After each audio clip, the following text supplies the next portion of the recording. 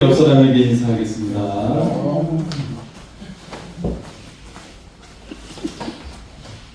예, 이 아름다운 봄날에 여러분의 인생도 봄날의 기쁨이 충만할 수 있기를 소원합니다.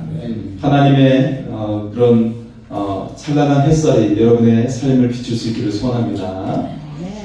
어렸을 때 책을 좋아했습니다. 예, 책을 좋아했는데 제가 읽었던 책 중에 거의 초기에 읽었던 책이 위인전기였어요. 예, 위인전기를 읽는데 세계 위인전기, 세계 위인전기를 아주 재미있게 읽었었습니다.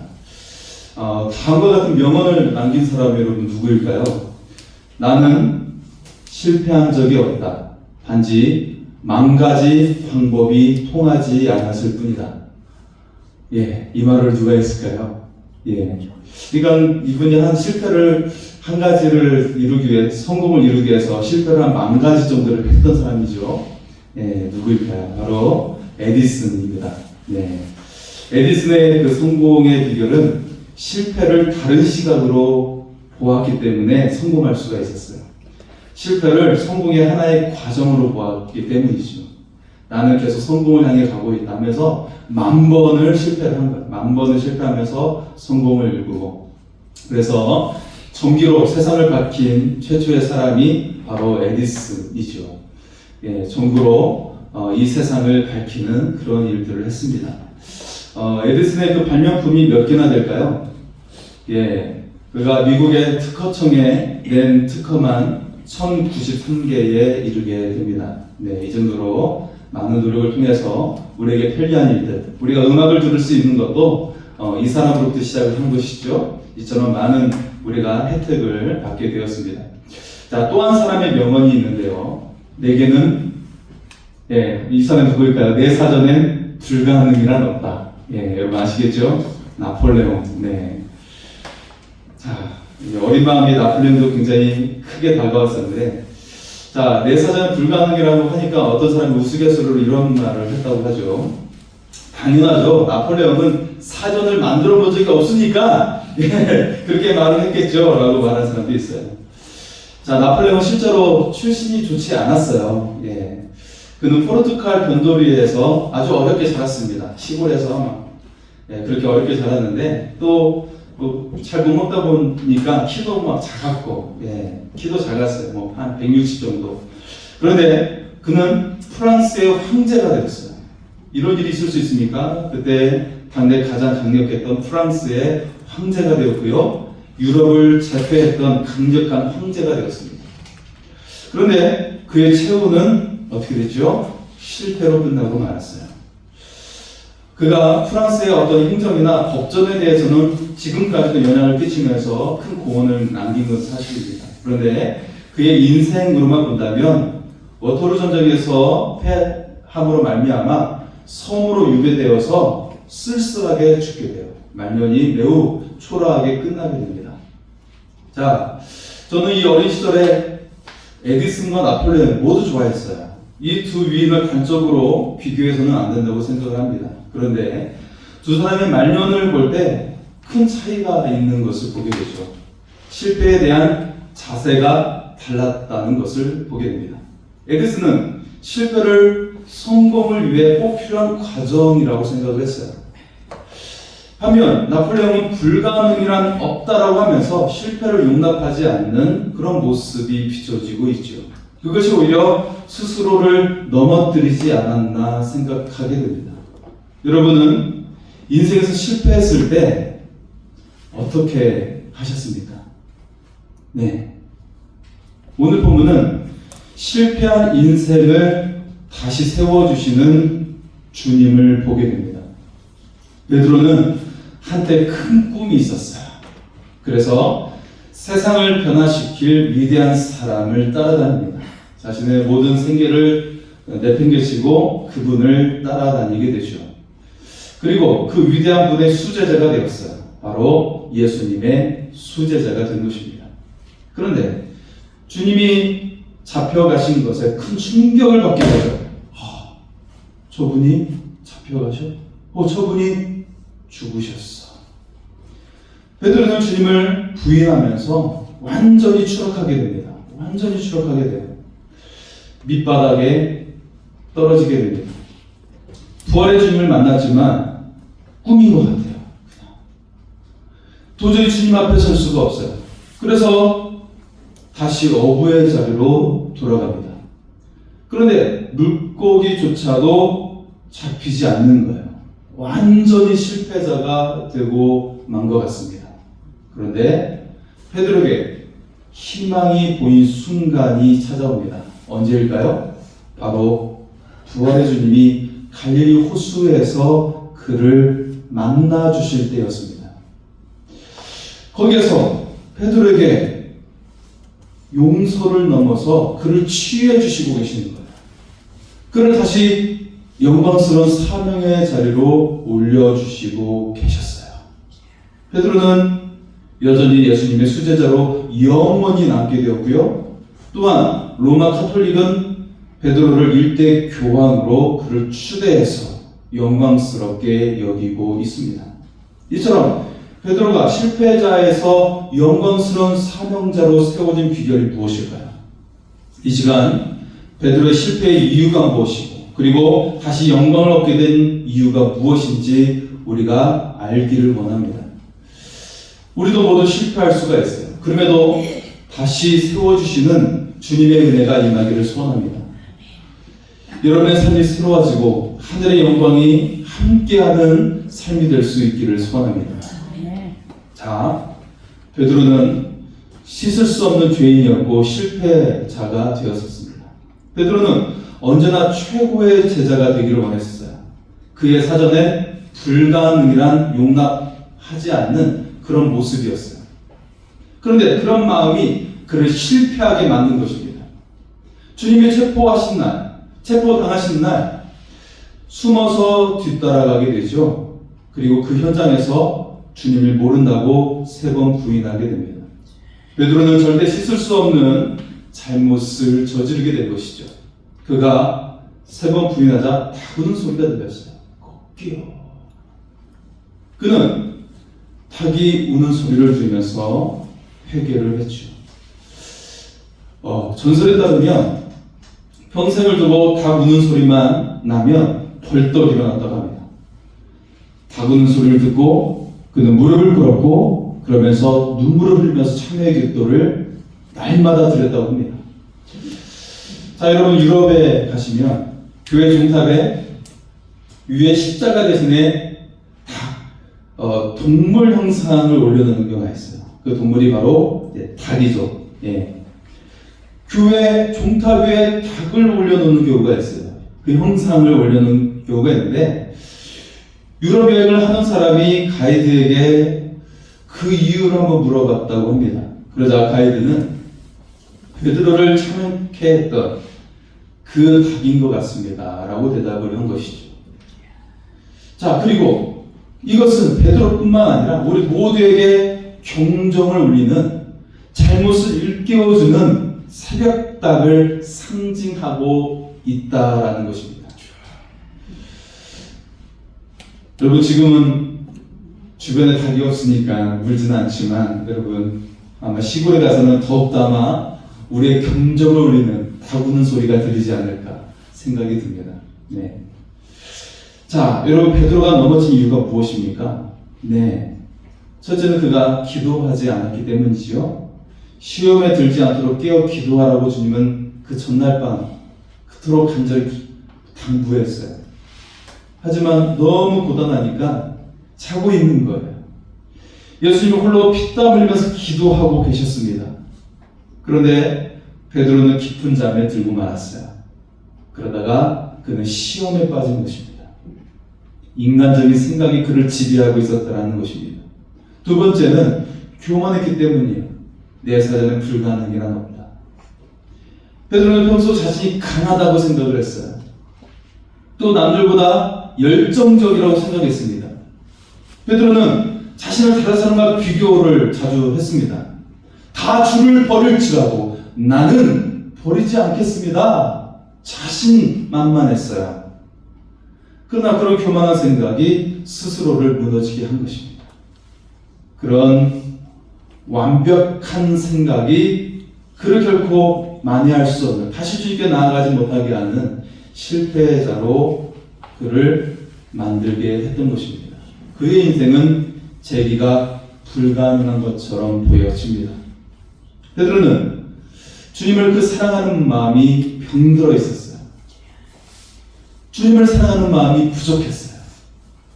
사랑이 부족하여 주님을 부인한 것입니다. 이제 주님은 부활하셨습니다. 잃어버린 제자들을 회복해야 되는데 베드로는 용기가 없어요. 죄책감이 그를 지배하고 있었기 때문입니다.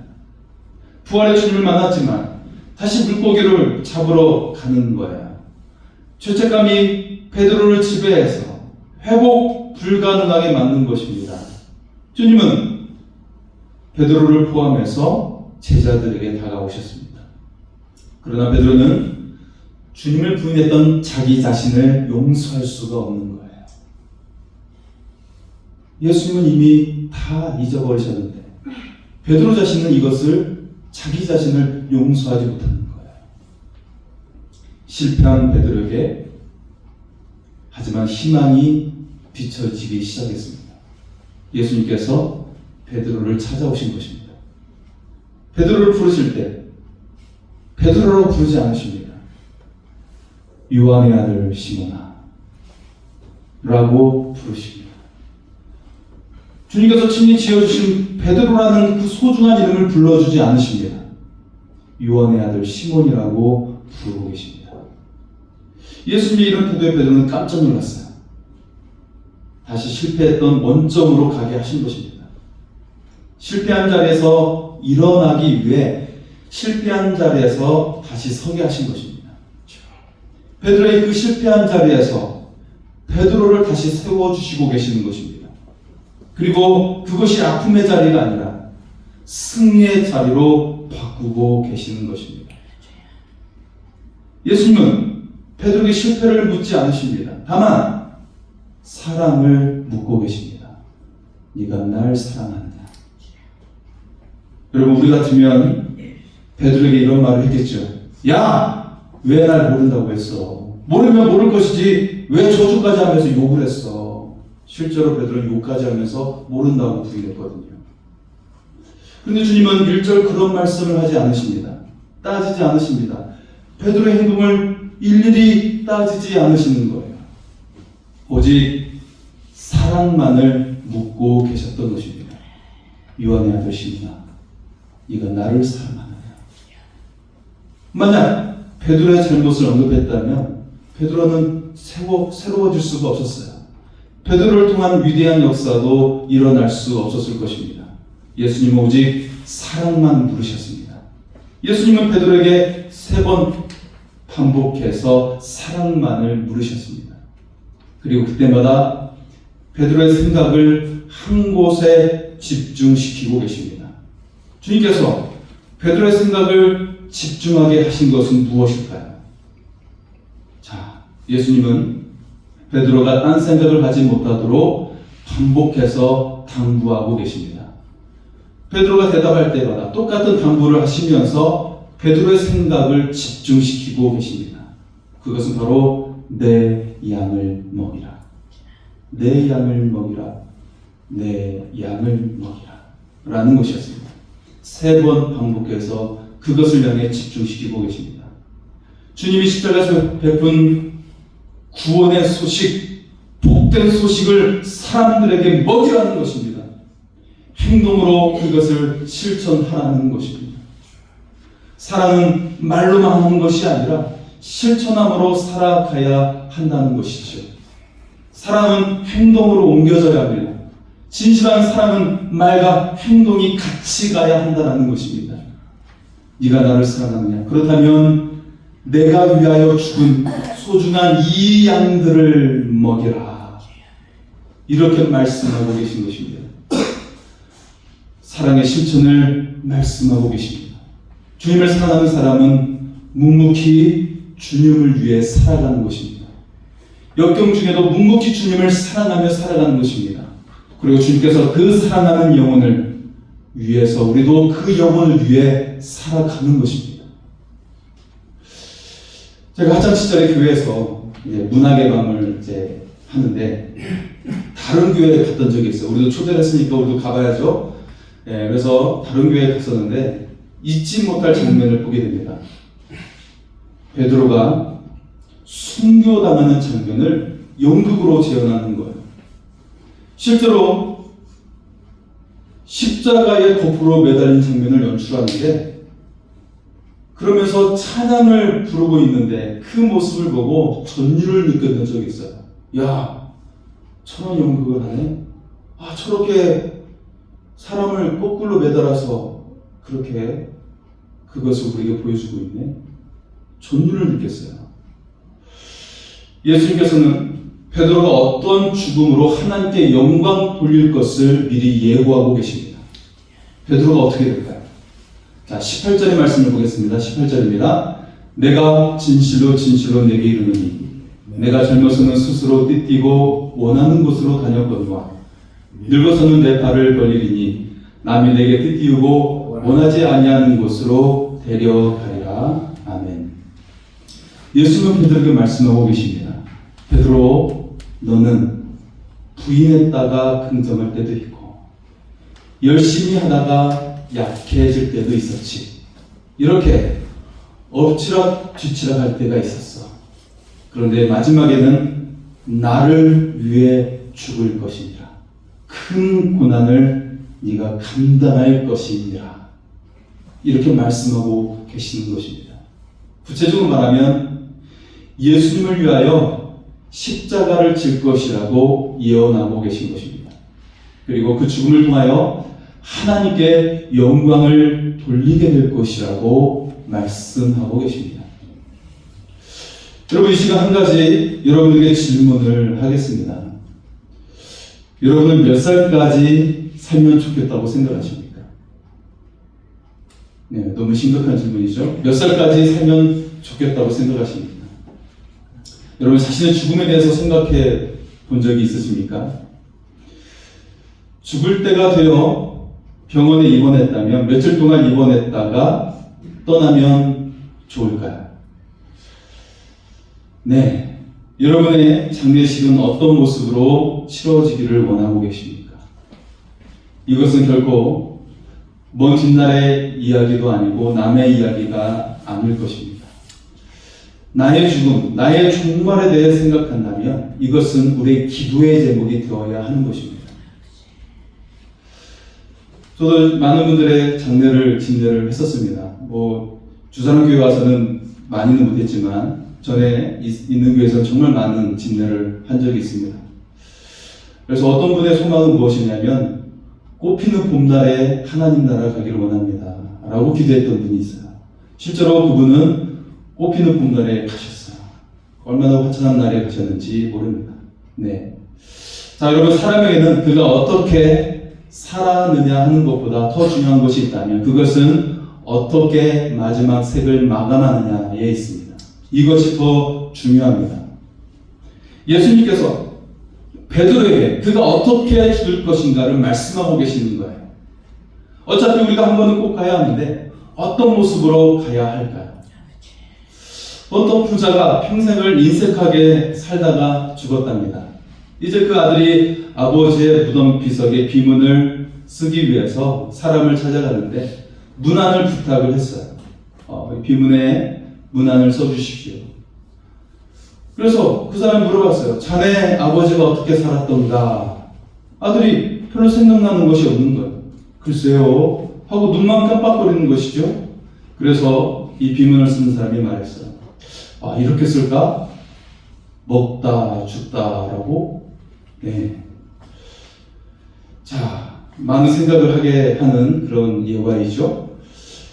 나는 꿈이 있습니다 라고 명설교를 남긴 마틴 루터 킹 목사님이 그가 돌아가시기 몇 주 전에 이런 설교를 했었습니다. 나는 성대한 장례식을 원치 않습니다. 나는 내 장례식을 집전하시는 분이 부디 너무 길게 하지 않기를 원합니다. 조사에서는 나의 노벨 평화상에 관해서 말하지 않기를 원합니다. 그것은 그리 중요한 문제가 아닙니다. 학위, 명예 등에 관해서도 말하지 말아 주십시오. 그것은 그리 중요한 것이 아닙니다. 오직 정의를 위해 외쳤다고 말해 주십시오. 오직 인류를 사랑하고 인류를 위해 봉사했다라고 그 말만 해주시기를 바랍니다. 여러분의 장례식에는 조사하는 사람이 무슨 말을 해주기를 원하십니까? 이것은 매우 중요한 문제입니다. 한 3주 전인가요? 성은교 홍경 목사님께서 돌아가시면서 정말 큰 은혜를 받았어요. 그 예배를 설교하시는, 발인 예배를 설교하시는 노회장 목사님께서 직접 시를 쓰셔가지고 조사를 하셨는데 큰 감동을 받았습니다. 그분이 사람에게 집중했고 사람을 사랑했던 분임을, 그것을 자신이 경험했던 것을 이야기하면서 시를 남겼는데 많은 사람에게 울림이 되고 눈물을 훔치게 만들었습니다. 이분은 사랑이 가득했던 분입니다. 이분의 그 삶이 사랑으로 완전해졌구나 라는 것을 느낄 수가 있었어요. 여러분은 여러분의 마지막이 어떤 사람이라고 결론지어 말할 것 같습니까? 우리가 이것은 심각하게 생각해 두어야 할 문제입니다. 베드로야, 너는 이렇게 죽으리라. 그 죽음을 통하여 하나님께 영광을 돌리게 될 것이니라. 예수님은 베드로에게 결론부터 말씀하고 계시는 것입니다. 베드로는 1세 동안 여러 번 실패했습니다. 세케비치의 쿼바디스에 보면 베드로가 로마로 갔다가 거기서 핍박이 생기니까 도망쳐 나오는 거예요. 그런데 부활의 주님을 그를 만나주시는 거예요. 그러면서 그의 발길을 돌리는 장면이 등장합니다. 주님, 어디로 가시나이까? 쿼바디스 디오메. 나는 로마를 향해 다시 죽으러 간다. 그렇게 말씀하시는 것이죠. 쿼바디스 디오메. 주여, 어디로 가시나이까? 베드로도 그 주님을 따라 다시 로마로 가서 거기서 십자가를 지고 죽게 됩니다. 그는 휘청휘청하는 사람이었습니다. 그러나 그의 마지막은 매우 근사하게 마치게 된 것입니다.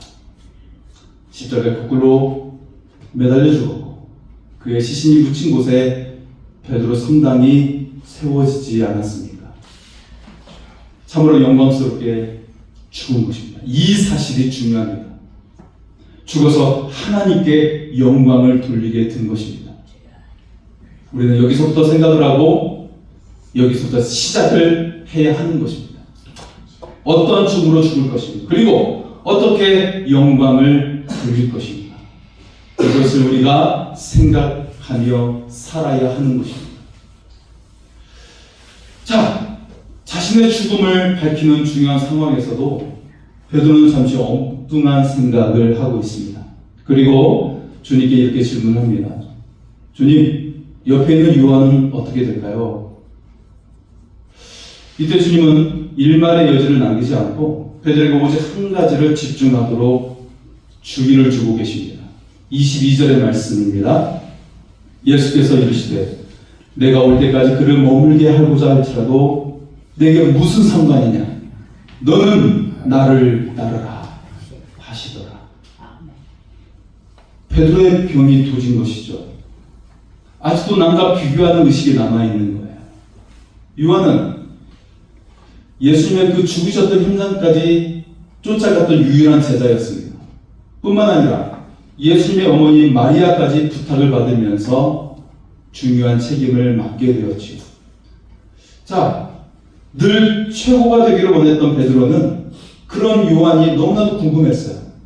너무 부럽기도 했고 궁금했어요. 예수님은 베드로의 고질적인 질병 같은 죄악을 지적하고 계십니다. 네가 무슨 상관이냐? 이 뜻은 그것은 너의 일이 아니야. 너는 나만 따르면 돼 라고 말씀하신 것입니다. 여러분, 많은 사람들이 실패해서 벗어나지 못하는 이유가 무엇입니까?